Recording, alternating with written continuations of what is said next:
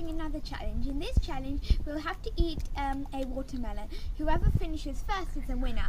You're only allowed to eat it with one hand, and to win, you have to see none of this red bit. The consequence for the loser is, whoever the winner is, they get to put watermelon, the red bit that's left over, on the person's face. Ready, 1, 2, 3, start. Single hand.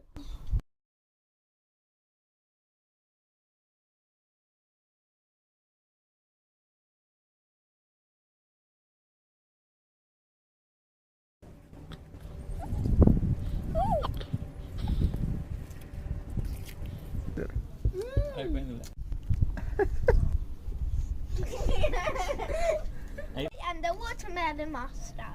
Like, share, and subscribe!